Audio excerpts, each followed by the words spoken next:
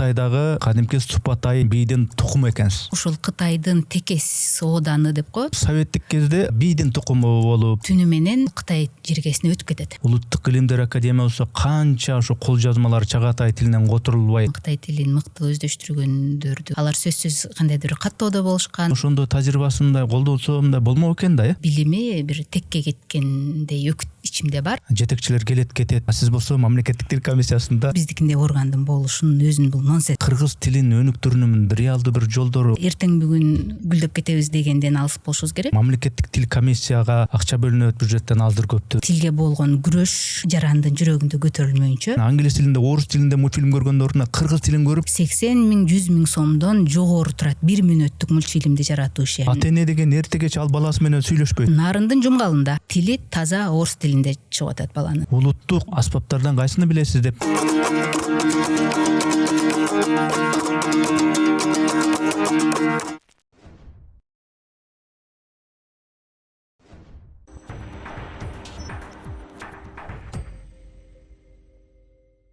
Ассаламу алейкум, арбаңыздар амансыздарбы урматтуу көрүүчүлөр. Биз кезектеги маектешүүбүздү подкастты баштайбыз. Менин аты жөнүм Эрнис Кыяз.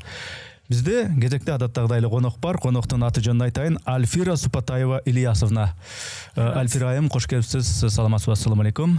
Супатаева Альфира Ильясовна Ак Суу районунун Ак Булак айылында 1981-жылы төрөлгөн. Касым Тынысанов атындагы Ыстык көл мамлекеттик университетинин филология факультетин 2003-жылы артыкчылык диплому менен аяктаган. Кыргыз Республикасынын президентинин Үмүт стипендиясынын стипендианты. Университет менен удалаш 2000-2003-жылы Сорос Кыргызстан фондунун болочок элита мектебинде билим алган. 2007-жылы Кыргыз Республикасынын Улуттук илимдер академиясынын Манастануу институтунун аспирантурасын аяктаган. Эмгек жолун 2003-жылы сентябрда Карасай атындагы Бишкек гуманитардык университетинде ректордун жардамчысы болуп иштөөдөн баштаган.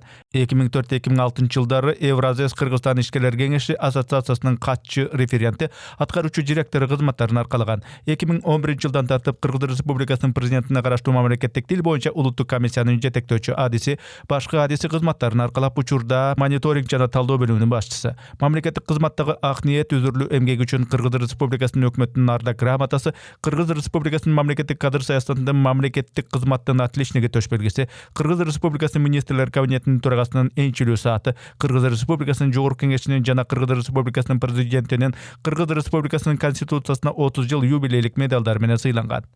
Антонимдер, амонимдер, синонимдер сөздүгү жана орусча кыргызча медициналык сөздүк аттуу публикациялары жарыяланган. Үй бүлөлүү бир уул эки кыздын апасы. Мен аябай бир кызыккан бир тема бар, тил темасы. Сиз болсо мамлекеттик тил комиссиясында дээрлик 15 жылга жакын иштеп келатыпсыз. Шайлоого талапкер катары келип отурасыз, бирок сиз иштеп келаткан ушул тил жаатындагы суроо берип жооп алуу мага кызык да. Көрүүчүлөргө деле менимче бул өтө кызык тема. Сиз мына Ысык көлдөгү Кыдыр аке менен үзөңгүлөш замандаш Кытайдагы кадимки Супатай бийдин тукуму экенсиз. Бар болуңуз, Эрнис мырза.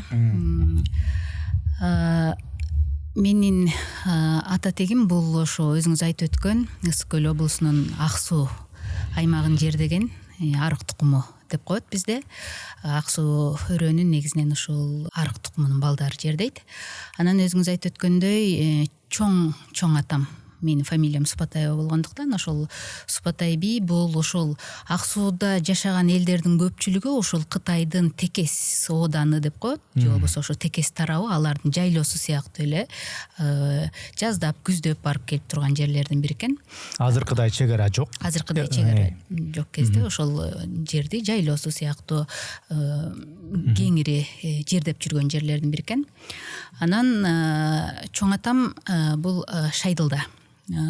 Ал адам өзүнүн мындай кат сабаты жок болсо дагы ошол учурда өзүнүн кезегинде ошол азыркы менин атам жердеп турган Ак Булак айылында сельсовет болгон экен.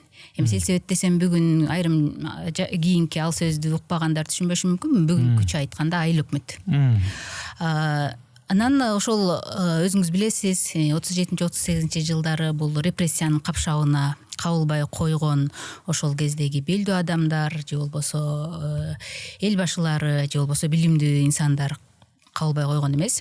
Ошондой когалаңдын капшабына менин чоң атамды илине турган болот. Балким айылдын ичинен аны баягы себеби бул советтик кезде баягы бийдин тукуму болуп, ошол үчүн ошол себептен илинген дейм баягы. Бийдин тукуму балким баягы айыл ичинде кутумдук да болушу мүмкүн. Эми кандай болгон күндө дагы ошол атама ошол кулакка тартылуу ыктымалдыгы боюнча кабар жеткен кезде түнү менен баягы ошол Кытай жергесине өтүп кетет. Ал жакта жер шартын өздөштүрүп, анан баягы туруктуу жашоо шартына ыңгайлуу деп өзү тапкан учурда кийинчерээк бир кыйла мезгил өткөндөн кийин келип, анан үй бүлөсүн, жакындарын баягы түнү менен көчүрүп кеткен деп айтышат. Анан билимдүү киши баягы чоң атамды ошол элдин аны билген жакын адамдардын айтымында ал киши сөзгө чебер, эл менен мамилелеш, карамдуу адам болгондуктан анан ал жерге барып эле кайра казак, кыргыздар, калмактар жер деген ошондой көп улуттуу адамдар жер деген жер болот экен ал жер. Ошол жерде кайрадан эле селсебетке жетишип калган. Анан ошол жерде туруп балдарынын баардыгына билим тарбия бергенге аракет кылган. Менин атамды ошондо ал кезде классты атам сынып деп коер эле. Мисалы 1-3 класс, 1-3 сыныбын ал ошол айылда окуса, 3төн кийинки 1-2 жылдык башка сыныптарды райондун борборуна жакын жерде кимдир бирөөлөрдүн үйүнө жаткызып, сүйлөшүп балага билим берүү максатында улам ичкерилетип, жакшы билим алыш үчүн райондун, областтын борборлорун көздөй жылдырып отуруп окуткан. Демек сиздин атаңыз ошол Кытайда төрөлөт. Кытайда төрөлөт. Ошол жерде мектеп билимин алат, орто билимин алат, мектептин ошол тиешелүү билимин алат дагы. Андан кийин чоң атам ошол кезде Кытайда ошол аз сандуу улуттардын өкүлдөрүнүн балдарына билим берүү деген, эми мындайча айтканда бүгүнкү күндө программа же долбоордун алкагында ошол чоң атама, ошол менин атамды Ильясты Кытайдын ички шаарларында окутканга мүмкүнчүлүк болуп калат. Анан ошондо алгач Ланчжоу деген шаар, азыркыча атам Ланчжу деп коет. Ошол Ланчжудан, Пекинден Кытайдын борборуна чейин билим алганга мүмкүнчүлүгү болгон жана ошол Кытай тилин өтө жогорку деңгээлде, суудай сүйлөгөн деңгээлде жетишип, үйрөнүп, өздөштүрүп, анан адистикти темир жол техникумунан алган. Темир жол техникумун бүтүп, анан окуу жайын бүткөндөн кийин ошол кайра эле кыргыз, казактар жердеп турган ошол Текес аймагында, Моюнта деп айтылат айылы, ошол жерде фельдшер деп коет азыркыча айтканда, ошол Кытай дарыгери ал жерде жердегендердин саламаттыгына кам көргөн Кытай дарыгерине тилмеч болуп, бир топ жыл ошол эмгектенген. Анан ошол учурларда бул 61-63 жылдары Совет мамлекети менен Кытайдын ортосунда баягы ошол өз жарандарын кайрадан мамлекетине чыгарып кетүү саясаты бир жолго коюлган учурларда атам ошол өзүнүн бир туугандарынын бир канчасы менен ошол Кыргызстанга өтүү мүмкүнчүлүгү жаралып, 63-жылы келишкенде, анан ошол жылы кайрадан атамдар өткөндөн чек ара жабылып калгандан кийин ортодо баягы саясий мамиледе кичине солгундук болуп, Советтер Союзу менен Кытайдын баягы мамилеси кичине муздай түшүп, анан кайра эле Кытайдын чек арасы жабылып калат. Атам ошондо жаңылбасам ошо 7-9 өзүнүн бир жолдошу менен ошол жергиликтүү элди, мындайча айтканда кыргыздардын документтерин чек арадан өтүүгө даярдашууда чоң салымын кошкон. Анан бирок ошол жолдошу айтымында өтпөй калган. Анан ал киши өтүп ал жакта калып калган жолдошу жаңылбасам ошо Кытай тараптан кайрадан кийин кесилип кеткен деп айтылат да. Анан 63-жылы туугандары өткөндөн кийин атам бул жакка өтүп, кайрадан Совет өлкөсүнүн билимин алганга, анын арибин өздөштүрүп, кирилл арибин өздөштүрүп, бул жерде башка окууларды окуп, кайрадан биздин совет турмушуна ыңгайлашкан. Апам дагы ошол жакта төрөлгөн адам, экөө бул жерден кийин советтен баш кошкон. Совет жергесине келгенде баягы документтерин ырастатып, аны кирилл арибинде ырастатып, анан азыркы Астана шаары ал кезде Селиноград деп аталчу экен, ошол жакка барып билим алып, кийин балыкчыда иштеп, кыскасы ошол өзүнүн жергесинде ылайыкташып калган.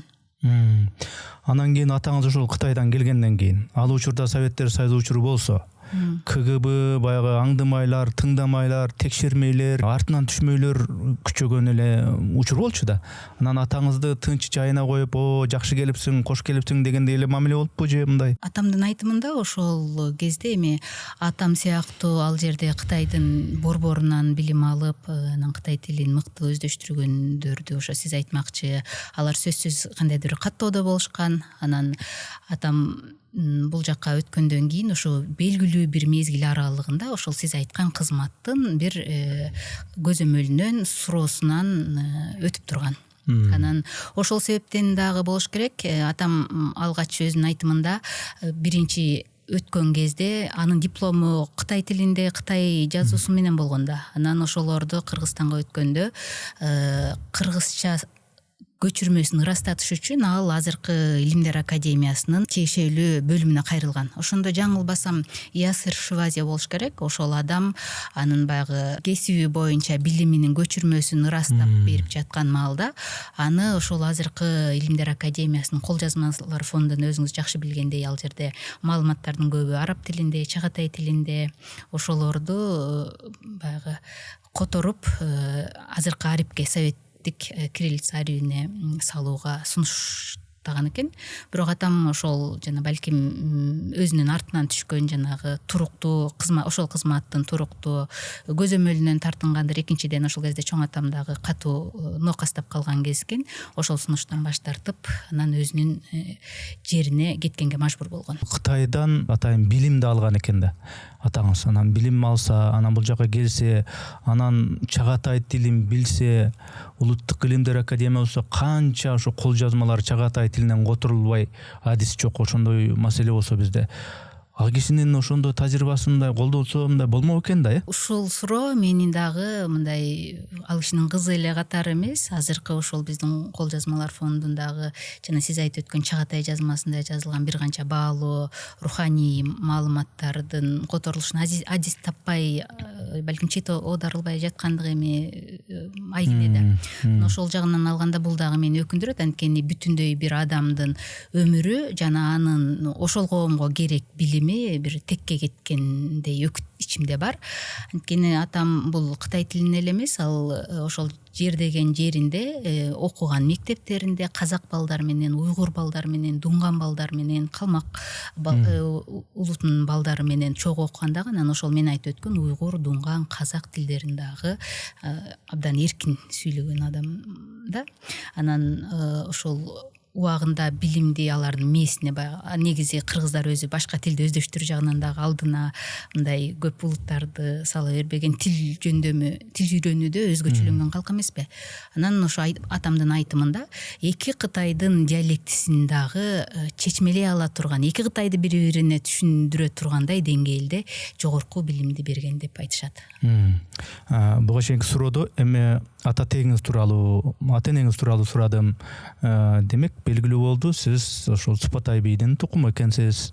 Атаңыз болсо ушул Кытайдан буяка келгенде куугунтук көрүп, ар кандай эми жакшы эмес бир күндөр болуптур да эмичи ал үчүн мындай караганда.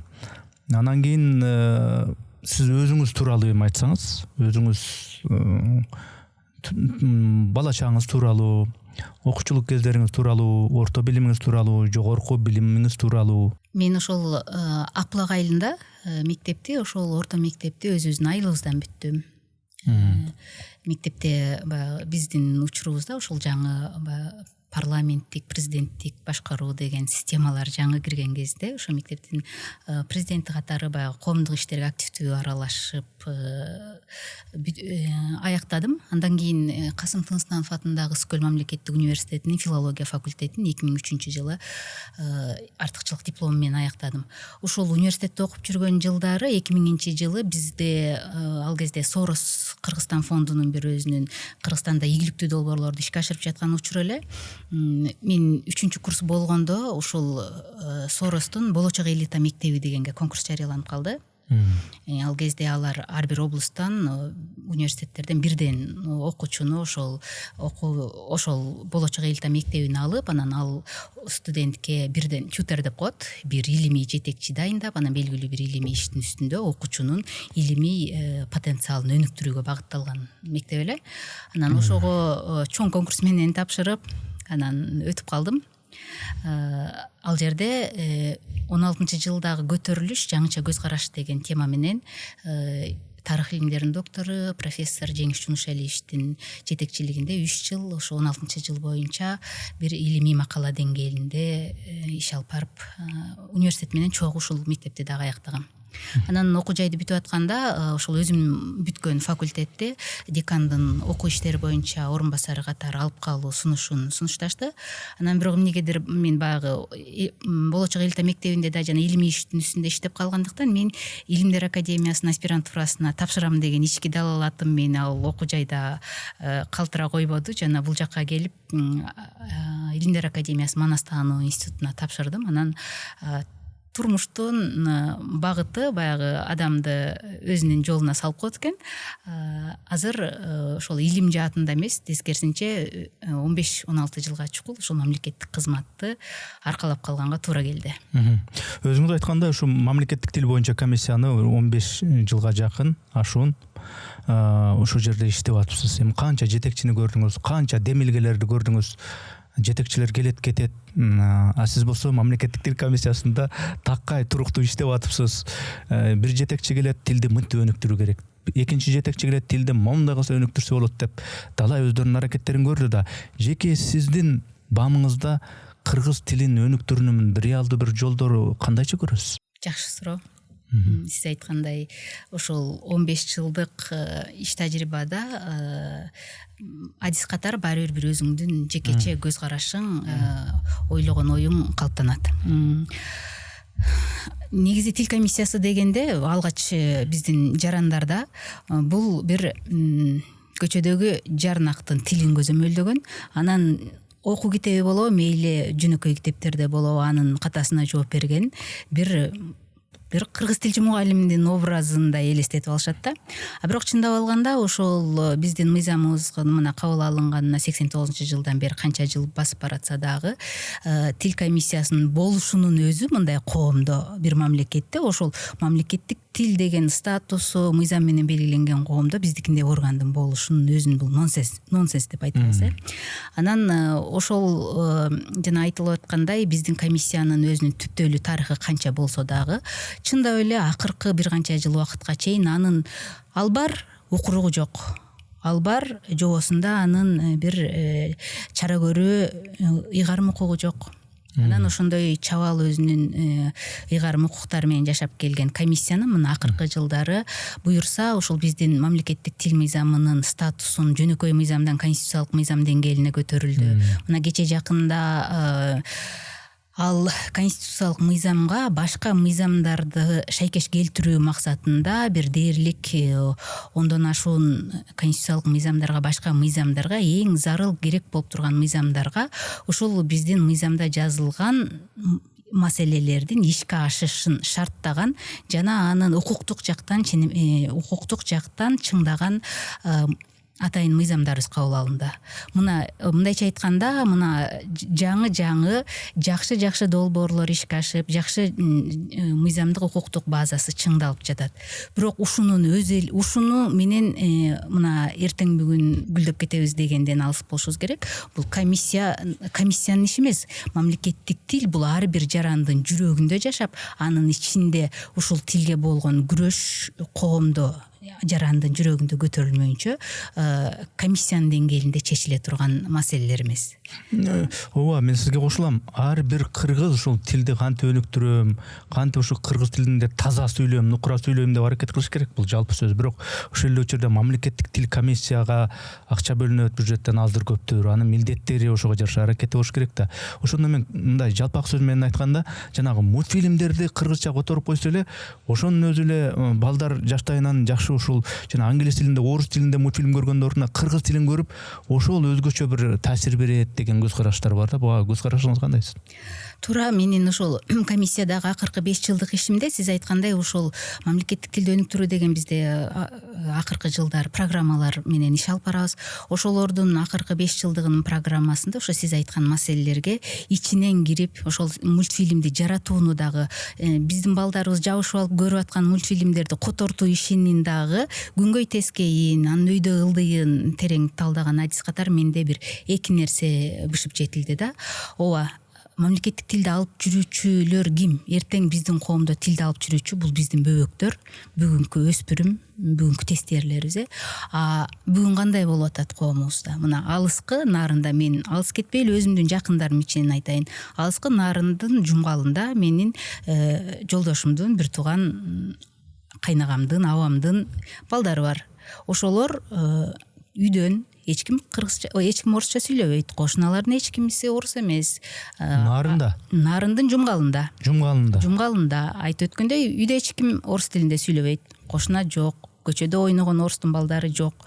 Бирок тили таза орус тилинде чыгып атат баланын. Анткени көргөнүбүз бүгүнкү биздин колубузда турган телефон балага ошол мультфильм аркылуу башка элдин тилин үйрөтүп коюп атат. Эми орус тилинде эле чыгып атат деген бул бүгүнкү коом үчүн өндө болбой баратат. Анткени айрымдар англис тилиндеги фразаларды айтып, түгүл үйүндө эне атасы орусча сүйлөшүп атса, баланын көргөнү англис тилиндеги мультфильм болуп атат да, анан ал англис тилиндеги фразаны айта албай, аны баягы тилди чыгып аткан кезде аны логопедке алып барышса, логопед аныктап берип атат. Сиздин балаңыз көрсө фразалардын англисчесин айтат. Анткени анын кулагына жаттыгып сиңип калды англис тилиндеги фраза. Ошондуктан эми биз ата-эне деген эртегеч ал баласы менен сүйлөшпөйт. Телефон болсо мындай ар мүнөт сайын аны менен сүйлөшүп турат. Же англисче, же орусча. Бүгүн биздин заманыбызда ошол болуп калды да. Мына эгер образдуу айтсак, бүгүн сиз экөөбүздүн үйүбүзгө эгер биздин короо жайыбызга бир адам кирип алып эле биздин балабызга анын таасири чоң болуп, балабыз күндүк убактысынын дээрлик 7-8 саатын аны менен өткөрүп, ошого таасирленип, ошол кийген кийимди туурап, ошол сүйлөгөн сөздү айтып, ошол баалуу деген нерселерди баалуу болуп атса, биздин ата-эне кандай мындай ошол адам менен менин баламды сен кандай тарбиялап атасың деп колуна өлүп бермек, мындайча айтканда. Бүгүн ошол ата-эне ошону көрүп турса дагы алсыз болуп атат да. Анын үйүнөн ошол орустун Настясын, мына бүгүн биздин тестер кыздарыбыздын баары Настя менен тарбияланып атат.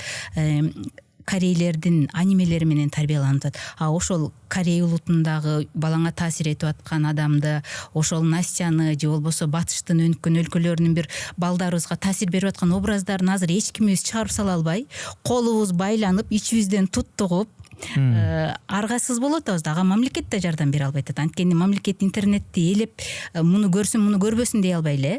Мына биздин комиссияга көп эле ата-энелер кайрылып калат. Мисалы, баласы жаңыдан тили чыгып аткан ата-энелердин айрымдары баласы кыргыз тилинде таза тили чыксын десе, алар интернетти толук өчүрүп, анан кыргыз тилинде азыр аздыр көптүр баары бир биздин комиссиянын аракети менен болгон, жеке тараптардын аракети менен болгон баары бир кыргыз тилиндеги мультфильмдер бар да. Ошолорду гана жүктөп коюп, анан баласына көрсөтүп, ошондон натыйжа алып аткан ата-энелер да бар. Бул жагынан алганда бул сунушту көпчүлүк ата-энелер, баягы бала өзү интернет туташтыра ала албаган жашка чейинки ата-энелер ушул ыкманы колдонсо, бул дагы натыйжа берип жыйынтыкка чыгып аткан ата-энелер бар. Жанагы өз алдынча бир тестиер өспүрүм курактагыларга биз эми мамлекет жана коомдогу аң сезимдүү адамдар таасир этишибиз керек. Эми мультфильм бул өзү искусствонун эң татаал, көп каражатты, көп чыгармачыл топту талап кылган түрү. Мисалы, Король Лир же Падыша Арстан деп коелу. Ушул мультфильмди чоңдор баштап баарыбыз сүйөбүз. Анан ошонун мисалы мен салыштырма иретинде айтайын, анын бир сериясын даярдаш үчүн дээрлик 600дөй адамдан турган команда иш алып барат. Анткени мисалы азыр менин колум сөөмөй мына муундан 1, билектен 2 бүгүлдү. Ушул 2 кыймылды аткарыш үчүн мультфильм жаратып аткан адамды аниматор деп коет. Ошол аниматор 2 секундалык кыймылды 2 сааттап жаратат. Бул ошончолук татаал иш, машакаттуу. Мен бүгүн 1 мүнөттүк мультфильмдин рыноктогу баасын айтайын. Кыргызстанда азыр ал $1000 жогору, демек 80 000, 100 000 сомдон жогору турат 1 мүнөттүк мультфильмди жаратуу иши. Которуу иши дагы ошол сыяктуу эле. Анткени которууда ошондой мисалы падыша Арстанды жараткан анимациялык компания аны башка өлкөлөргө арзан акчага сатпайт, ал лицензиясын кымбатка сатат. Анан аны которуу иши дагы өзүнчө атайын чыгармачыл күчтүү талап кылат. Демек, тартуусу дагы, которуусу дагы бул өтө чоң каражатты талап кылган иш. Анан ушул эки ишти мисалы азыр эми буга чейин 4-5 жыл аралыгы биздин комиссия ошонун ичинде мен ичинен кайнап жаратуунун дагы которуунун дагы түйшүгүн көрдүк. Мисалы дубляж бул которуу иши да. Ушул которулуп аткан мультфильмди сатып аткан тарап эки эле жолку эфирден көрсөтүүгө уруксат берет. Лицензиясын кымбатка сатып алабыз, аны көп акчага котортобуз. Анан эфирге кое келгенде бир техникалык көрүү үчүн, экинчиси түп нускасын көрүү үчүн эки эле учурда. А бирок биз аны Баластан каналынан, башка каналдардан койдуруп атабыз, бирок азыр балдарыбыз телевизор эмес, телефондон көрүп атат да. Сиз билесиз, бул YouTube каналдын иштөө ыкмасы. Ал эгер YouTube'да кайсыл маалымат же кайсыл мультфильм көп көрүлсө, ал лентада астыга чыгат. Өзүңүз жакшы билесиз. Демек, биздин азыркы учурда жанагы азыр көптүр жаралып аткан мультфильмдерибиз качан YouTube каналда алдыңкы лентага жеткенге чейин биздин коомчулук да бизге жардам бериш керек болуп атат. Себеби ошол мисалы азыр биз КТРдин YouTube каналы бар, ошол жерге болгон мультфильмдерди жайгаштырып атабыз. Ошол жана интернетти өчүрүп туруп, ошол каналдардан мультфильмдерди көчүрүп коюп, анан анын көрүүлөрү чоңойгондо алар алдыңкы лентага чыгат.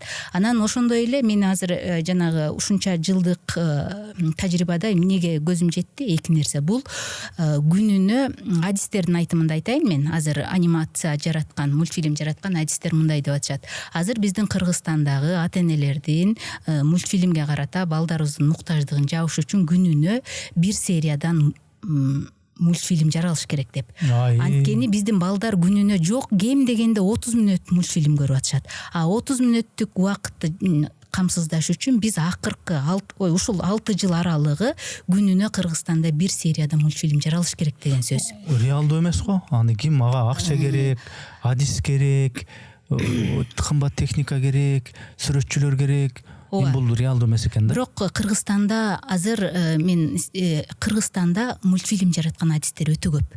Өкүнүчтүүсү, алар чет өлкөлүк рынок үчүн иштешет. Анткени Кыргызстанда ал ошол биздин мыкты атүгүл бизде дүйнөлүк рынокто индустар анимация жаратуу жагынан алдыңкы адистер болуп эсептелишет экен. Бирок ошолорго тең ата болуп, атүгүл аларды кайсы бир жерде рыноктон сүртүп чыгарган деңгээлге жеткен биздин адистерибиз бар экен Кыргызстанда. Кептин баары акча? Кептин баары тыйында. Аны мамлекет өзүнө ички рынок үчүн бура биле турган саясат жүргүзүшүбүз керек. Ошондо мына мен сизге да бир мисал айтайын. Россия 2023 жылды сентябрь айынан баштап Путиндин атайын жарлыгы чыккан. Анимация жана балдар үчүн контент жаратууда мамлекеттик гана каражат сарпталсын деген. Жанагынтип жүдөп какап ар кимге барып кайырчыларда болуп туруп ким акча берет экен деп бизнесмендерди неме кылбайт экен да. Мамлекет өзү акчаны берет. Анткени алар акыркы убактагы ал өлкөдөгү согушка байланыштуу туруксуз абал жана идеологиялык курал бул анимация жана балдардын тарбиясы экендигин түшүнүштү дагы атайын президенттин жарлыгы менен мындан ары балдар үчүн контент бир гана мамлекеттик каржыдан каржыланат деген саясатты бекем кармашты. Анткени баланы эртеңки муундун өкүлүн тарбиялоо мына ошол бала көрүп аткан, анын тили чыгып аткан, анын дүйнө таанымына сиңип аткан материалдан башталарын алар туура түшүндү. Анан мен азыр айтайын деп атканым, бизде дагы мына ошол биз дагы 4-5 жылдан бери муну сатып алуу жолу менен, тендер жолу менен жасатып көрүп түшүндүк.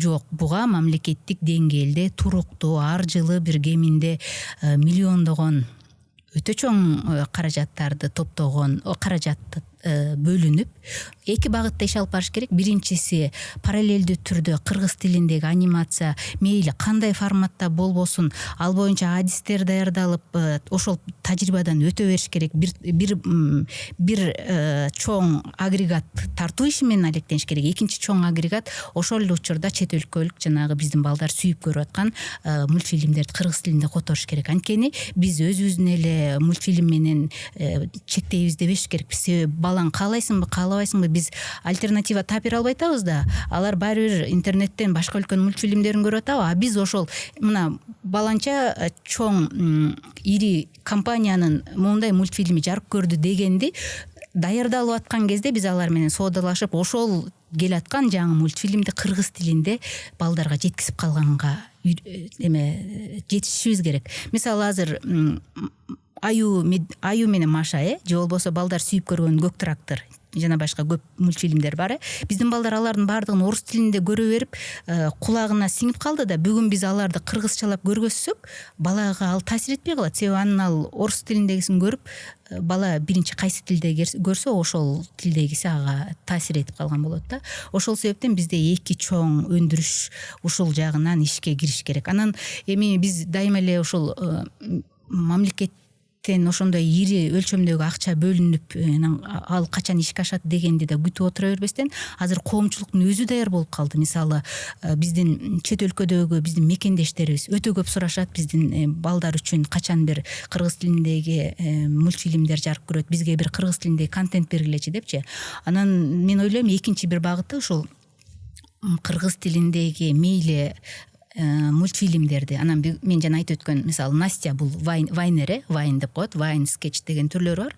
Ошол өспүрүм тестер балдар үчүн дагы айтор, YouTube'тун кыргыз сегментинде бир кыргыз тилиндеги маалыматтардын көп болушу үчүн атайын бир фонд түзүп, мисалы, фондко ошол бизде кыргызда дайым жакшы билесиз, ашар жолу менен бир коомчулук муктаж болгон бир кептелип калган бир кыйын кырдаалда да кыргыз ашар жолу менен көп нерсени чечип кетет эмеспи. Мен дагы ойлойм, азыр ошо ашар жолу менен деле өзүбүздүн балдарыбыз үчүн, эртеңки келечегибиз үчүн колунда бар биздин агаларыбыз, ошол эле мекендештерибиздин баардыгы даяр. Мисалы, фонд ачып, ушул жерде биздин балдарыбыздын жаркын келечеги үчүн, алардын тилди үйрөнүшү үчүн, эртең алардын чыныгы кыргыз болуп өзүбүздүн наркта тарбияланышы үчүн салымыбызды кошолу десек, ал фондко мен ишенем, көптөгөн акчалар түшөт. Анын монетизация жолу ал башка. Ошол монетизациядан кайра кийинки анимацияларды жаратуу иши дегендей. Ошентип бир мамлекет бир жагынан колдосо, экинчи жагынан коомчулуктун дагы ушундай бир өзү чөнтөгүнөн каражаттарды бөлүп, анан бир фонд аркылуу ушул эки багытты алып кетишибиз маанилүү. Анан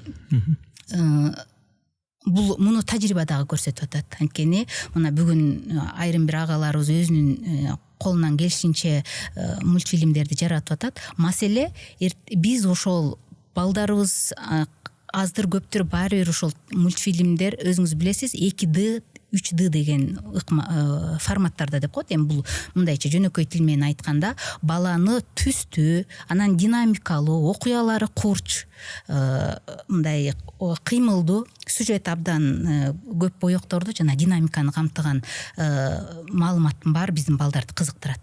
Биз дагы ошол деңгээлдерде тартууга жетишибиз керек. Албетте адистерибиздин баардыгын айттым. Демек, бир аз кыймыл жана бир ички патриоттук дух жана бир коомдук бир ынтымак биригүү керек. Көп мүнөттөр бою ушу мультфильм деген нерсени аябай талкууладык да. Көрүүчүлөрдө ушундай суроо пайда болду. Мультфильм деген ушунчалык олуттуу темабы депчи. Бирок менимче бул олуттуу тема. Олуттуу тема, анткени тилди өнүктүрүүдө бүгүнкү бөбөктөрдүн тилин кыргызча чыгарууга ошол мультфильмдер которулбаса, ал ансыз дагы чоңоюп калганда орусча сүйлөп жүргөн кыргыздарды ансыз дагы кыргызча сүйлөтө албайсың. А бөбөктөрдү болсо кыргыз мультфильмдерин которуп, кыргызча мультфильмдерди жасап, анан кийин ошол тилди сактап калалы деген аракетти айтып атасыздар. Анткени мына эч бир аракети жок эле. Орус келип анын китеп окубаса, же болбосо бирөөбүз менен баарлашпай туруп, баланын тили башка тилде чыгып калгандыгынан эмне дейсиз? Бул коомдук зарылчылык да. Бул керек болсо улуттук коопсуздук дагы маселе экен. Улуттук трагедия деп атоого дагы мүмкүн да. Сен өзүңдүн үйүңдө сенин балаңдын тили башка тилде чыгып калды. Автоматсыз эле, басып алуусуз эле, куралсыз эле, идеологиялык жактан өзүн орус сезип, орус тилдүү сезип, көзү бүтүк болгону менен орустардын айткан дегендерин туура көргөнүн өзү ошондон өткөн да трагедия жок дейм да. Орус эле сезебиз. Биз бүгүн, мына өзүңүз жакшы билесиз да, акыркы 70 жыл, биз бүгүн биздин коомдо кимдер ата эне жана кимдер чоң эне?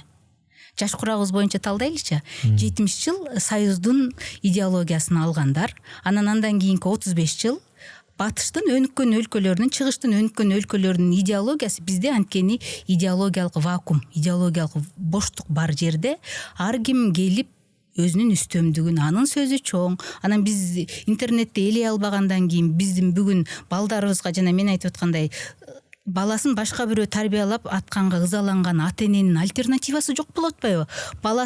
Балам бери кара, мени кара, сен кыргызсың дейин десе баланы угуп атабы? Анткени аны андан мурун тиги жерде мультфильм эле эмес, ошол аниме эле эмес, андан башка бүгүн жасалма интеллект, жасалма акыл дегендердин канчалаган колдонмолор баланы азгырып, ал ата энеден эмес, бүгүн бала ChatGPTден акыл сураган заманда. Ата энеге айтканга караганда бала, апа мен ChatGPTден сурасам, мага мондай деп атат. Сиздин оюңуз бул жерден келишпей атат. Мен ушуну жасайынчы деген коомдо жашап атпайбызбы? Чын айтасыз. Себеби аксакалдардан баланча, аксакалдан баланча чоң энеден кеңеш алып насаатын угалчы деп азыр чындап эле ChatGPTден сурасың, бар, бүт бар. Азыр ата эне менен баланын байланышы ушундай үзүлгөн заман, анткени ата эне баланын курсагын, кийимин камдап жүргөнчө бала башка бирөөнүн баалуулуктарын, башка бирөөнүн тарбиясын көрүп атат дагы. Ал ошол баалуу эсептеген нерседен акыл сурап, ошол көрсөткөн жол менен багыт алып атат да. Демек, бул коомдогу өз ара тарбиядагы, билимдеги зарылдык эки башка кайчы пикирди көрсөтүп атабы? Ал эми жанагы тил үйрөнүүдө жана Duolingo деп ошондой приложениялар чыкты, колдонмолор.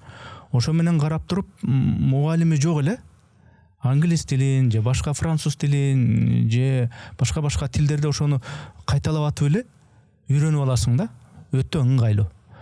Ошол жагынан бүгүнкү башкасын кой, ошол өзүбүздүн киргиздер кантип ошол Duolingo сыяктуу жана башка колдонмолор аркылуу тилди, өзүнүн тилин оңой үйрөнүп ала турган жактарын айтсак болот. Биз эми көп убактыбызды азыр баягы мультфильм тууралуу багыттап койдук да. Анан биз эми бүгүн макул тили калыптанган коомубуздун жарандарын кантебиз деген суроо коюп атасыз да, мындайча айтканда. Бүгүн баардыгыбыз технологиянын өнүккөн заманында колубузда, күнүмдүк турмушубузда пайдаланып аткан технологиянын тили мамлекеттик тилде, кыргыз тилинде болмоюнча биз аларды дагы өзүбүздүн тилибизди сүйүүгө бура албайбыз. Бул жерде мындай бир ачык, айкын кайсы бир тил менен ачык күрөштүн же болбосо бир саясий коопсуздукка алып келе турган кыймылды тандап эмес, тескерисинче азыр биздин коомдо үстөмдүк кылып аткан тилдерди өзүнөн өзү эле баланын, ошол коомдогу адамдардын каалоосу менен эле акырын четке сүрүлүп кала тургандай ыкмаларды тандашыбыз керек. Мына биздин колдонуп аткан телефондорубуз, эртең бүгүн биздин айдоочусуз машиналар келет, эртең бүгүн биздин үйүбүз, андагы ар кандай технологиянын баардыгы сөз менен башкарылып калат, мындайча айтканда. Умный дом деп атпайбы? Акылдуу үйүбүз, акылдуу үйлөрдүн программасы кирген кезде биз айдоочусу жок машинага отурганда ага кайсы тилде буйрук беребиз? Мен Ош базарына барышым керек дегенди бир аксакал адам кантип айтат? Же сиз кантип айтасыз дегендей суроо. Эртең үйүңүзгө киргенде чайнегиңизге же болбосо телевизоруңузга канал которуу үчүн кандайдыр бир буйрук беришиңиз керек. Ошол буйруктар элестетип көрөлү, ал алыс эмес да. Кайсы тилде буйрукту алып ошол техника иштеш керек. Демек, биздин коомдо ошол техниканын тилине тездик менен мамлекеттик тилди, кыргыз тилин киргизүү муктаждыгы турат. Анан бул жагынан алганда ошол сиз айтып өткөндөй, мисалы Duolingo бул кыргыз тилин оңой оюн аркылуу, ал жерде мугалим жок эле, сен оюнга кызыгып, анын мактоосуна, сен ар бир сөздү туура тапканыңа же мүчөсүн туура жалгаганыңа колдонмо өзү сен азаматсың, сөздүн мүчөсүн туура жалгадың, сен сөздүн котормосун туура таптың деген колдонуучуну шыктандырып, ага дем берип отуруп, тилди кандай үйрөнүп калганыңды билбеген колдонмолор бар. Биз дагы ошол комиссия, мен ошол өзүмдүн жеке демилгем менен ошол Duolingo'нун үндөш деп коебуз, аналог. Ошого үндөш кыргызча оңой деген мобилдик тиркемени ишке киргиздик. Буюрса, эми Duolingo'нун өзүнө жылына, бул билесиз да, бул чет өлкөлүк компаниянын колдонмосу, буга жылына 300 миллиондон ашык доллар сарпталат. Анын ошол колдонуучуларга дүйнөнүн каалаган тилин үйрөтүш үчүн. А биздин кыргызча оңоюбузга бир кумга сиңген тамчыдай бир каражат бөлүнөт. Бирок ошого карабай биз азыр аны А1, А2 деңгээлинде тилди үйрөнө турган деңгээлге алып келе алдык. Дагы бул алдыңкы жылдарда аны эмне деп атап койдуңар аны? Аны кыргызча оңой дедик мына. Оңой деп. Easy Kyrgyz же кыргызча оңой. Анткени кыргызча үйрөнсөң оңой деген. Көпчүлүк башка тилдүүлөр Easy Kyrgyz деп издешет. Кыргызчаны кантип оңой үйрөнөм дегенде. Ошол себептен баягы айтылышы издөөгө оңой болсун деген ыкмада. Анан азыр ал жерде баягы кичине өзүнүн ошол оюн ыкмасында үйрөтүүнүн ошол дуалингага болушунча үндөштүрүп жасап койдук. Бул долбоордагы буюрса бир алдыңкы 2-3 жылдыкта азыркы биздин жасалма интеллект деңгээлибиздеги анын программасын ошого байлаган кезде бир жакшы жетишкендиктерге ээ болот деп ойлойм. Анан мына өзүңүз көрүп атасыз, жасалма интеллект деген чыкты, жасалма акыл эс деп коебузбу? Ошону кыргыз тилин өнүктүрүүдө ушул жасалма акыл эсти кандайча пайдаланууга болот? Деги эле пайдасын көрсөк болобу тилди өнүктүрүүдө муну? Албетте, азыркы мен сизге айтып өткөн эле ошол акылдуу дом дегендегинин баардыгы жасалма интеллект принцибинде, мындайча айтканда, программага тилди табигый түрдө үйрөтө турган принципте иштелген программаларда. Мисалы, жасалма акыл деген бул кыргыз тилинин өзүнүн мыйзам, табигый мыйзам ченемдери бар да, мисалы, үндөштүк мыйзамы деп коет, же болбосо башка сөзгө мүчө жалганган, кайсыл сөздөн, кайсыл уңгудан кийин, кайсыл үндүдөн кийин кайсыл үндү жалганат деген сыяктуу ушунун баардыгын табигый түрдө машинага тилди үйрөтүү принциби менен иштейт. Анан ал программа интернет, мисалы, колдонуучу өзүнүн бир кызыктуу суроосун азыркы жасалма интеллекттин кайсы түрү болбосун берген кезде ал интернеттен маалыматты башка тилдерден таап, бирок аны кыргыз тилине которуп, анан аны талдап, анан сен сураган маалыматка корутундулаган бир тыянак пикир бериш керек да. Мына ошол себептен бул жасалма акылдын баардыгы, жасалма интеллекттин баардыгынын негизги мээсинде бул ошол тилдин базасы туруш керек. Бул жагынан алганда дүйнөдө жасалма интеллекттердин баардыгы үчүн алгач тил корпусу даярдалат. Тил корпусу деген белгилүү бир тилдеги сөздөрдүн баардыгынын базасы. Мындайча айтканда, ошол тилде колдонулган сөздөрдү бир казанга саласыз, анан иргейсиз, мунусу зататош, сынатош, санатош, момундай маанилерде колдонулат деп. Анан ошол базасы даяр нерсе, ошол тилдик казандагы сөздөрдүн баардыгын алып чыгып, анан тигил жасалма акылга үйрөтүлөт. А бизде кандай болду? Биз биринчи жасалма интеллекттин өзүнүн программасын иштеп чыктык дагы. Азыр мына Кыргызстанда мына тил комиссиясы өткөн жылдардан бери ушул тил корпусун түзүү иштерин баштады. Мамлекеттин колдоосу менен ага атайын каражат бөлүнүп атат. Азыр эми биздин буга чейин тилдик корубузда кыргыздын кандай сөздөрү болгон болсо, ошонун баардыгын тиги тарыхый принциптен баштап бүгүнкү жаңы замандагы колдонуп аткан сөздөрдүн баардыгына чейин ошол тилдин корпусуна, базасына салынат дагы. Анан ошондо биздин азыркы телчигип аткан жасалма интеллект продукцияларыбыз алдыга дагы өнүгөт. Мына мамлекеттик тил комиссиясында 15 жыл иштеген адис катары айтсаңыз, бизде мына көчөдөгү жарнактар кыргызча болбой атат, англисче же орусча чоң бакытып жазылат да, кыргызча байкош кылып кичине тамга менен жазылат. Же болбосо мына иш кагаздары бизде мамлекеттик ушу мекемелерде кыргызча болбой атат. Законду кабыл алыныш этип койгону менен практикада башкача деген ушундай ызылдоолор көп да. Анан муну үчүн мына шар кесе баары кыргызча болуп калыш үчүн эмне керек деп ойлойсуз? Саясий эрк керектир балким, же болбосо дагы эмне керек деп ойлойсуз?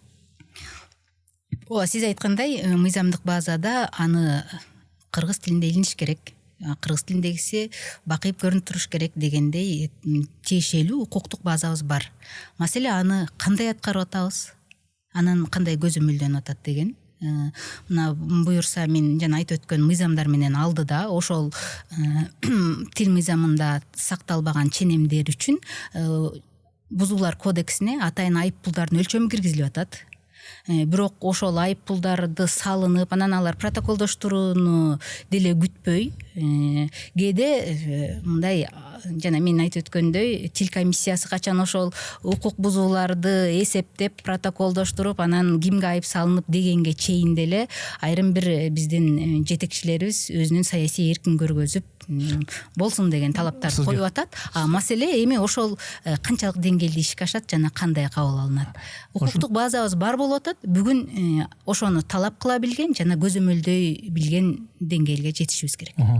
Мамлекеттик тил комиссия ошо мындай кылыш керек, тигиндей кылыш керек, ичинен бир сунуштарды берет экен, парламент же өкмөт аны кабыл алат экен, анын кагазда бүт баары окмуш, сонун бирок аткарууга келгенде эле ушундай неме болуп калып атат да. Баягы сиз айттыңыз го, айрым бир жетекчилердин эрки депчи.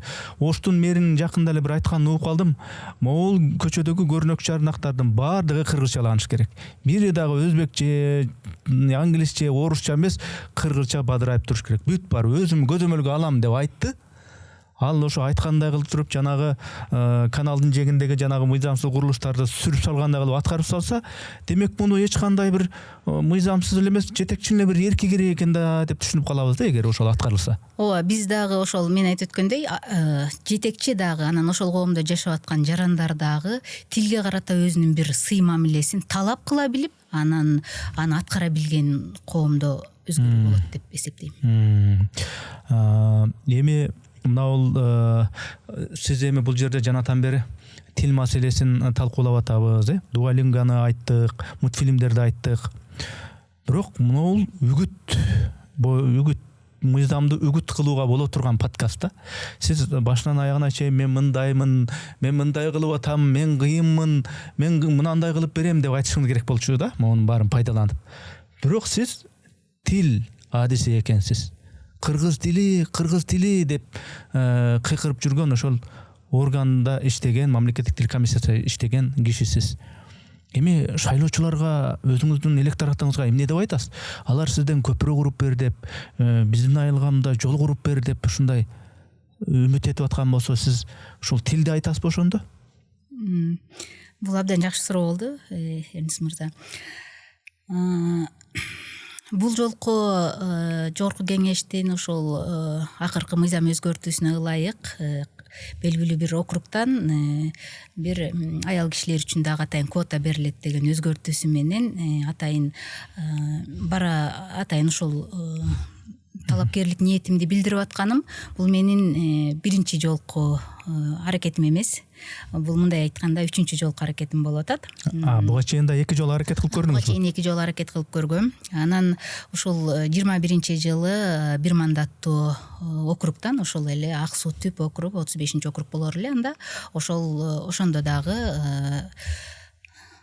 бир мандаттуу округка өзүмдүн ошол тажрыйбамды, ошуга чейинки алган тажрыйбамды эми мамлекеттик тил комиссиясында деле мамлекет үчүн, тил үчүн, идеология ошол эле максаттарда иштеп атам. Ошонумду тил комиссиясынан да бирөө барып ошол тилдин жана башка идеологиялык маселелерди көтөрүүнү көрсүн да деген ниет менен аракет кылгам. Жакшы, ошол мен ошол округдагы мен ошол сиз айткандай анда деле мен ушул тил, идеология, элдин наркы, уңгу жол деген азыркы бүгүн биздин ажообуз көтөрүп аткан ошол кыргыз качан өзүнүн баштапкы, өзүнүн наркка негизделген, өзүнүн табигый баягы 3000 жылдан ашуун тарыхында кыргызды кыргыз кылып кармап турган нерсеси бул нарк болгондо, ошого негизделген принциптерди 2021-жылы деле 15-жылы деле азыр өзүм баамдап көрсөм, элге эмне айттым эле дегенде, мен бир да жолу ал жерде мектеп салдыртып берем, же болбосо жолду курдуртуп берем, тигүү дегендерди айткан эмесмин. Анткени мен өзүмдүн айылка иштеген карапайым үй бүлөнүн кызымын, карапайым үй бүлөнүн келинимин дегендей, жолдошум дагы өзүм сыяктуу мамлекеттик кызматта иштеген адам болгондуктан биз болгону өзүбүздүн ушул ишибизде алган тажрыйбабызды ал жерде элдин кызыкчылыгы үчүн пайдаланып беребиз дегендей эле сөз айткам. Анан ошол 21-жылы дагы ошол 10 өзүмдүн мындайча айтканда 10 абам менен атаандаштыкка чыккам. Мен 11-чи болгом. Катар номерим дагы 11 эле. Анан ошолордун ичинде анда дагы ошол эми баягы саясий атаандаштыкта ар кандай маселелер болот экен. Мисалы алар тогузоо биригип бир талапкерге мындай кичине атаандаштык мамилелерин көрсөтүштү. Мен андай эч кимисине кошулган жокмун, себеби мен жеке керт башыма жооп берем. Мен андай ар ким негизи атаандаштыкта дайыма ички абийирдүү атаандаштык менен барууга биз көнүшүбүз керек. Анан ошондой жол менен бардык дагы. Анан ал жерде азыр парламентте өзүңүздөр жакшы билесиздер, Акылбек Тогузбаевич аба биринчи болуп келген. Ошол 11-дин ичинен мен экинчи болуп 3940 жаңылбасам ошо 4000ге жетип жетпеген добушту камсыздагам. Бирок жакшы эле алыпсыз да. Анан айын кызыгы ошол 3-чү орунду баарына каршы деген добуш болуп калган. Анан ошондо мен неме айтайын деп атканым, бул жерде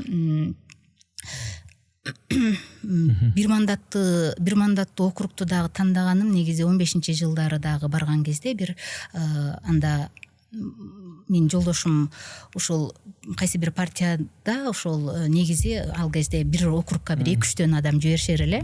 Ошол 2-3түн негизги кандидатка баягы кандидаттан кийинки талапкер катары жолдошум өтүнүшкөн экен. Ушул сен жубайыңды ошол жакка жиберелик, бизге ушундай эме зарыл болуп атат дегенде, жолдошум мени баягы макул деп макулдугун билдирип анан мени менен макулдашкан эле. Негизи ушул жогорку кеңешке талапкерлик дегенимдин баардыгы ошол 15-жылкы менин ошондогу партия менен баруудан келип чыккан. Анан ошондо дагы жалпы элди мен эмнеге үндөдүм? Ынтымакка үндөдүм алгач. Анан ошондо менин оюма, мына өзүңүз жакшы билесиз, биз кыргыздар жазуу жүзүндөгү мыйзамдан мурун 3000 жылдан ашуун тарыхыбызда ооз-эки мыйзамдарга же болбосо ооз-эки жашоо эрежелерине таянып, ошондо да бекем таянып, ошол ооз-эки жашоо эрежелерин бекем сактап келген эл болгонбуз да. Мисалы, мен ошондо ойлосом өзүмдүн баягы ичимен эмнелер чыкты эле. Кыргыздарда биз бүгүн азыр мыйзамды башка элдерден көчүрмөлөп келип кыргыз коомуна адаптациялап жазып алсаң болот. Бирок аны кыргыздын чыныгы жашоосуна адаптациялаш үчүн биз өзүбүздүн түпкү өзөгүбүздү билишибиз керек эле да. Мисалы, кыргыздарда кылмыш жаза кодекси ооз-эки болгон деп эл менен сүйлөшкөн учурларым болгон эле да. Ошол кылмыш жаза кодексибизде мына ойлосоңуз, азыр биз кылмыштын азайтуу максатында кандай чараларды көрбөйлү, ал учурда мен билгенден бир гана статья болгон. Ал убададан тайганды, антты бузганды төшүттүктү жер урсун, төбөсү ачык көк урсун деп айтат элек. Ал эмне дегенди түшүндүрөт эле. Демек, ошондо 3000 жыл бою кыргыз ошол өзүн табияттын бир бөлүгү катары сезген, табияттын ээси катары сезген эмес.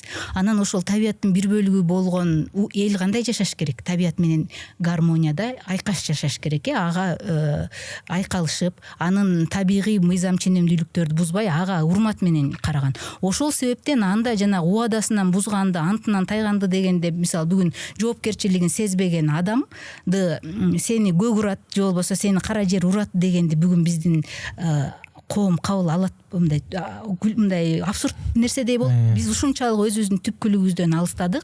Ал анттан деле коркпой калган го. Ант эмес, азыр мына ошол убадаңан тайганды же болбосо жоопкерчилигиңен качсаң, же болбосо азыр 3 саат сиз айткандай мына жаратылыш койнунда бир эс алууга чыгып, анан ошол жаратылыш койнунда отурасың да, анан ошол жерге өзүңдүн артыңда таштанды таштап кетсең, сени 3000 сомдук айып пул күтөт дегенде, айып пулдан коркуш керекпи же ошол табияттын кусурунан коркуш керекпи? Демек, ошол канча жыл бою биз мисалы табиятты кыргыз кандай сыйлаганын дагы бир мисалдан алып көрөлүчү. Көчкөн журтту тазалап, очоктун чогуна суу сеп, өчүрүп, таптаза кылып, жазында жаздоосун сыйлап кетип, күзүндө күздөөсүн, кышында кыштоосун дайыма артынан тазалап кетишчи. Демек, ошондо алар табияттын балансын сактаганды билген да. Эч кандай обсерваториясы жок эле, качан буудайды өндүрүш, качан буудайды жерге түшүмдү ташташ керек, анан күн качан тутулат, ай качан жаңырат деген сыяктуу астрономиялык түшүнүктүн баардыгын, айланасындагы чөп чардын баардыгын медицина медициналык билими жок, астрономиялык түшүнүгү жок эле кыргыз ошол коктук олотто өлүп калбай, башка убагында мамлекеттүүлүгүн түптөп дагы канчалаган улуу державалар менен тең ата болуп эсептешкен учурларыбызды бүгүн тарых тастыктап атат да. Демек, биздин ошол жазуу жүзүндөгү мыйзамыбызга караганда ооз-2 конституциябыз, ооз-2 конституция деген бүгүн мына биздин коом жаңы ошол ажобуз уңгу жол деп атайын бир доктрина, стратегиялык документ катары алып чыккан бүгүнкү уңгубузга кайталы деген принциптин баардыгын убагында кыргыз кадимки күнүмдүк кадыресе жашоосу болгон. Демек, биз бүгүн мыйзамдарыбызда ошо жанагы бүгүн биз ошол мектептерди мына аткаруу бийлиги, сиз айткандай мектепти аткаруу бийлиги салып берет экен, жолду куруп берет экен, а бирок ошол мектептерибизде ошол биздин түпкүлүгүбүздү тааныткан билимдерди бермейинче, биздин ар бир мектепте окуган балабыз ошол табият менен эсептешип, табиятты баалаган жаранга айланмайынча, анан жана салынып аткан жолдорубуз бизди өзүбүздүн уңгу жолубузга, баштапкы кыргыз кылган наркка негизделген жолубузга алып бармайынча, салынып аткан жолубуз дагы, куруп аткан мектебибиз дагы түккө турбай калган атпайбы? Туура. Демек, биз ошол башатыбызга кайтып келип, анан бүгүн тилибизди, ошол өзүбүздүн наркыбызды сактаган коомго айланмайынча, биздин өнүгүшүбүз, анан экономикалык, саясий өнүгүшүбүз, көрсөткүчтөрүбүз таразанын бир ташын басса, экинчи ташын тил жана идеология. Идеологиянын куралы мен айтып аткан мультфильмде, мен айтып аткан маалыматтык базада. Демек, мен бул жолу деле өзүмдүн шайлоочуларыма ушул буга чейинки алган билимимди мыйзамдык базага нарк катары элдин түпкүлүгүнө кайтуучу жолдорду мындай мамлекеттик программаларга, ар кандай долбоорлорго айланта турганымды гана айтам. Эми сиз аял кишисиз, анан парламентке аттанып атасыз. Кудай буйруп, насип болуп ушу депутат болуп калсаңыз, үйдө жолдошуңуз, сиз жумушка кетип калсаңыз, анан кайра жумуштан кеч келсеңиз, дейм да. Анан үйдө мындай гана тамак деп мындай ошондой бир наркы берке түшүнбөстүктөр болуп кетпейби? Туура эле түшүнүп атабы, колдоп атабы жолдошуңуз? Жогорку кеңешке талапкерлигимдин эң биринчи демилгечиси дагы ушул биздин байыбыз эле. Ал киши ошол бул жагынан алганда Кудайдан баягы мен аты да сураган, анан өзүм дагы ошол мени түшүнгөн, кем кылбаган, бир кор кылбаган түшүнүктүү адамга жолуктур деп сурап алганымда, эме сураганыңды деп туруп сураган деген мырзаны жолуктуруптур. Анан ал киши ошо буга чейинки мамлекеттик кызматтагы ар жылымда ошо менин ички потенциалымдын өсүшүнө болгон колдоосун көрсөттү. Иш сапарларга чыгып кетем, балдарыбыз кичинекей экендигине карабай, алардын эч бир түйшүгүн билдирбей мени бир түйшөлтүп бир эмеге салбайт. Анан ушул иште дагы талапкер катары чыгышыма дагы артыман сүрөп, саясий дем берип, күч берип, руханий жактан колдоп келаткан ушул киши. Өзүңүз жакшы билесиз, тай туйлап такка чыга албайт деп коет кыргыздын наркында.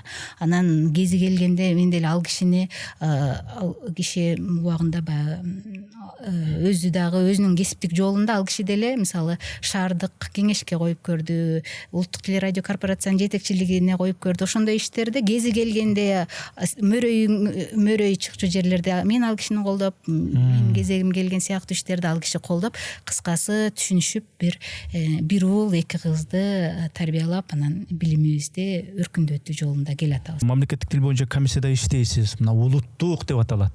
Улуттук аспаптардан кайсыны билесиз деп буга чейин сурасам, комузду билем дедиңиз эле. Анан ырдай аласызбы десем, ырдай да калам. Ырдап бересизби десем, жок, ырдабай, бирок кыргыздын бир күйлөрүнөн бирин аткарып берем деп убада бердиңиз эле. Азыр эми аткарып бересизби? Жарайт, жакшы. Баягы кыргыздардын эки чоң байлыгы бар эмеспи? Биринчиси кыргыздын турмушунун даңазасы дагы, жаназасы дагы бул манас. Анан баягы анын өзү дагы көркөм, сындуу дегендей комуз көзү, комуз аспабы.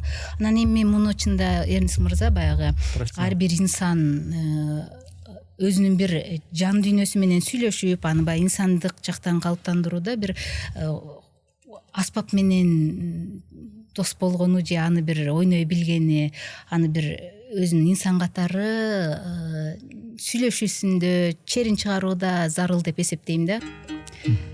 Айдаралы жөргөлүктүн чайкама деген күсүн аткарып берейин.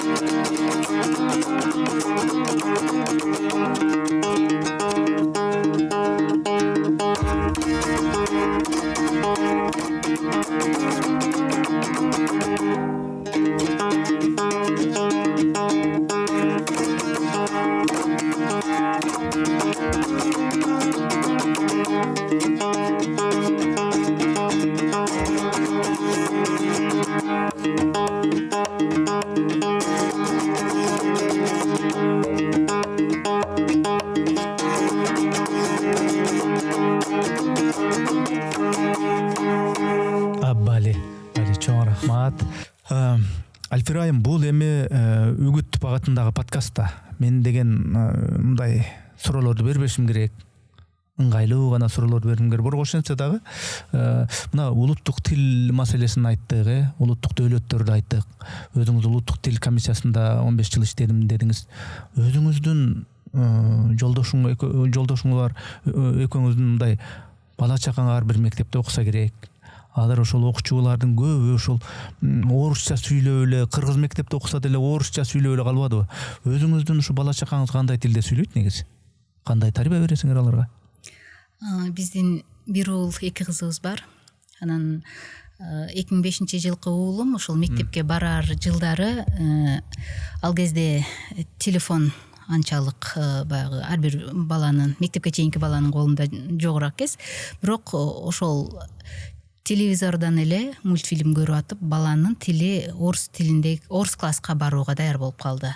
Себеби мен ошол жакын убакытта ага өзүм эсимде, биз бала кездерде гитара деген, мен эски гитар колдо мумканып, мен көчөдө басам үн салып деген ырды 4 сабын айтып, ушуну орусча которуп көрчү деген деп сурадым да.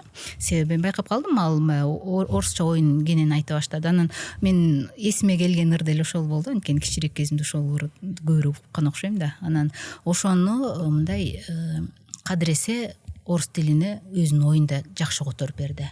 Анан биздин ал жерде ошо конушубузга жакын Ак өргөн мектебиндеги орус класска 1-класстан 4-класска чейин бердик. Анткени балам орусчада, кыргызчада сүйлөп атат, а жолдошум экөөбүздө тең баягы айылдын мектебин дагы, анан окуу жайды дагы жалаң кыргыз тилинде бүткөндүктөн биз ошо орус тилиндеги сүйлөөсү кем болуп калбасын деген алгачкы биздин баягы ошол жашыбыздагы көз караш менен ошону бердик. Андан кийин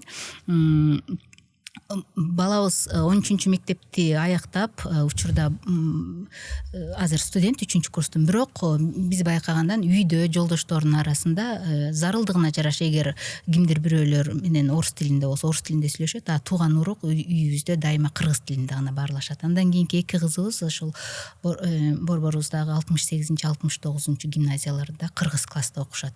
Бирок айтайын деген нерсем, балага баары бир биз үйдө экөөбүз тең кыргыз тил адабиятчы, бирибиз журналист болгонубузга карабай, көргөн маалымат, алган маалыматтын тили таасир этет экен. Кыздарым кичинесинде кайсыл бир сөздүн, мисалы, аю орусчабы же кыргызчабы, медведи кыргызчабы же аюусу кыргызчабы деген сыяктуу суроолорду берер эле. Себеби муну мен бул ар бир ата-эненин көйгөйү болуп атат деп белгилеп өтпөдүмбү. Анан учурда азыр ошол ойлорун кыргыз тилинде түшүндүрүп, орус тилинде бул шаардын балдары баарлашуудан, анан телефон аркылуу эле тилин үйрөнүп алат экен. Ошондуктан баягы орус тилин билбей калат деген муктаждыктан ата-эне коркпош керек экен дегенди айтайын деп атам. Альфира айым, берейин деген суроолордун баарын берип бүттүм мен. эми баягы Чыңгыз Айтматовдагы баягы романдарды, повесттерди, чыгармаларды жазып тургандан кийин ошо даңкы таш жарып аткан Чыңгыз Айтматов дагы айткан экен өзүнүн айылындагылар. Чыңгыз Айтматов болсо муну жазыптыр, тигини жазыптыр дейт. Биздин айылга эмне көпүрө салыпчы, жолоңдоп эмне кылып коюптур ал Чыңгыз депчи. Ансыңары эми сиз ушу тил жагынан ушу маселени көтөрөм, парламентке барсам, улуттук тил маселесин көтөрөм. Анткени бул деген жолдон дагы, көпүрөдөн дагы, жанагы инфраструктурадан дагы маанилүү деп айтып атасыз, ал түшүнүктүү. Ошентсе дагы жыйынтыктоо иретинде өзүңүздүн шайлоочуларыңызга эмне деп кайрыласыз? Сизге бир мүмкүнчүлүк. Эң алгач мен ошо биздин эл өкүлү дегенде эми бул шарттуу түрдө азыр бүгүнкү мыйзамдык өзгөрүүгө ылайык эл өкүлү белгилүү бир чөлкөмдүн же округдун үнүн жогорку кеңеште трибунада айта турган, ошол жерде маселе көтөрүп, ошолордун жашоосуна өзгөртүү киргизип көмөктөшө турган элдин үнүн жеткирүүчү болуп атат. Бирок мен ошол буга чейинки дагы барып элимен ошо ыраазы болуп, буга чейин мага ишенип берген добуштар үчүн ошол элиме алгач ыраазычылыгымды билдирип, экинчиден бул жолу деле ошол эле менин буга чейинки тажрыйбамды алган иш тажрыйбамды ошол жерде пайдалануу менен ошол округ эле эмес, жалпы кыргыздын улуттук кайра жаралуусу, улуттук идеологиясынын калыптануусу үчүн мыйзамдар жөн эле кагаздагы эмес, элдин генетикалык аң сезиминдеги түшүнүгү менен байланышкан мыйзамдардын жаралуусу үчүн элдин курсагы тоет, үстүндө кийими бүтөлөт. Руханий ачкачылыкты толтуруу, ошол руханий боштукту башка күчтүүлөрдүн жетегине алдырып жибербөөнүн аракетинде мен жогоруда айтып өткөндөй, улуттук идеологиянын куралы бул маалыматтык булак. Ал маалыматтык булак мультфильм, ал кино, ал адабият, ал маданият жана эң негизгиси тил. Ушул тармактардагы алган тажрыйбамды элдин чөлкөмдүн жана элдин кызыкчылыгы үчүн жумшоого, ар кандай мамлекеттик долбоорлорго, программаларга жана мыйзам беттеринде калысуу үчүн аракеттенем. Рахмат анда. Мындай алдыда чоң аламанда жарышка чыгып атасыз. Ийгилик болсун. Талапкерлердин баарына эле айтып атам, ийгилик болсун деп. Сизге дагы ийгилик болсун. Рахмат, бар болуңуз.